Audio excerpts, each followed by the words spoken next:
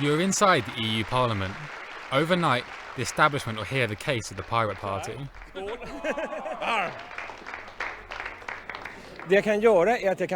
I will fight for our goals.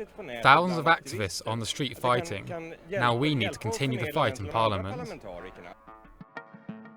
Piracy has mostly emerged in response to the entertainment industry. It is highly equipped to work against file sharing on the internet.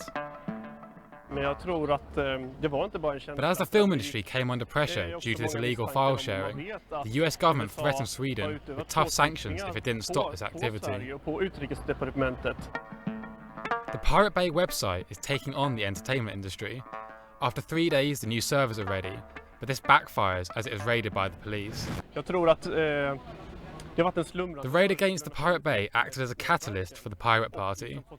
The internet suddenly became a political battleground. Individuals started going online, infiltrating the political system and forming their own party. We had to found a new party in order to send a strong message to politicians. Understand this, or we will take your jobs. The pirates have mobilized an entire generation of young Swedish onliners. The pirate movement has spoken to politicians for 3 full years about these issues, and they had kept ignoring it. They just were so focused on their little scope of issues that they missed out on this huge freedom issues, freedom of expression, the right to communicate in private, the right to seek information. Out of all the parties in Sweden, the pirates now have the largest youth membership.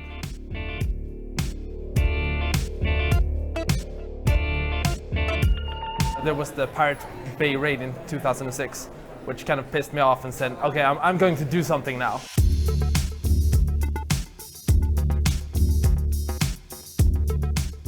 Many young people have gotten into politics just because of a movement we're starting here. The general opinion turned when they were convicted, and this was right before the election, so it was pretty good for us. The founders of the Pirate Bay are in court for aiding the violation of copyright law. They have enabled millions of internet users to download and make pirate copies of copyrighted material.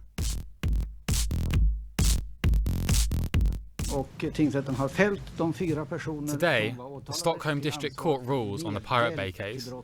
The defendants are found guilty and sentenced to 1 year in prison. The industry had won, but the Swedes were shocked by such an unsympathetic industry. The record labels like to think of themselves as the music industry. They are not. They are making stupid pieces of plastic that aren't needed anymore.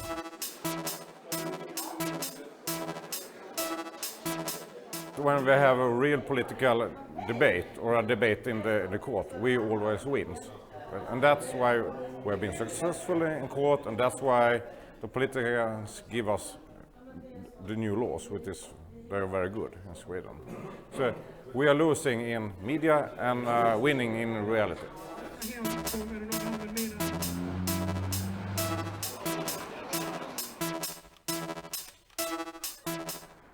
A proper vision for the future of the internet also needs to take in consideration the creation of new content and not just the kind of content you would find like the home videos you will find on YouTube. You have to also think about the professional content, because we can't live without that. The internet generation use the skills of others found online. One example is radio DJ Noogie. He has taken Michael Jackson's voice from YouTube and mixed it with his own beat. He doesn't worry about whether it will get him into trouble. It's like Billie Jean in a way you never heard it before, and it makes it exclusive, and only special DJs will have. Free coming to, free coming to. This is the most famous example of copyright infringement. The White Album by the Beatles, mixed with Jay-Z's Black Album, a mega hit on the internet. EMI, the rights holders of the Beatles, keep trying to stop the song by DJ Danger Mouse.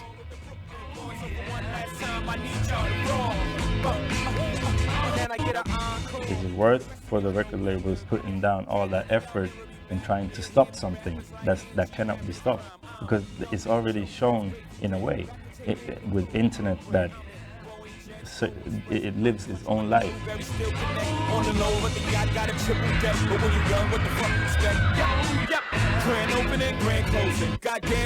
Danger Mouse never made a dime. Nobody who copied or distributed the music ever made a dime. Beatles didn't make a dime. Jay-Z didn't make a dime. The Beatles lawyers must have made some money, but nobody else did. My love, there's only you in my life, the only thing that's right. Copyright is restricting many of the best new ideas for building sustainable businesses. We want to give Europe a head start by starting to relax the stranglehold that intellectual property holds on innovation and culture. The Pirate Bay has chosen Unni Drouge, the Swedish best-selling author, to defend piracy. Her book is free on the internet. When one of my readers buy a book that I've written, they borrow it out to their friends. Should I prohibit that too? I mean, it's the same thing. We share what we like. And if somebody likes something and tell someone else about it, that person will tell even someone else. And that's the way the culture spreads. Despite the free downloads of Drouge's book, the print edition sold very well. Through her online presence, Drouge is known more than ever before, and many still want a hard copy and not from the net.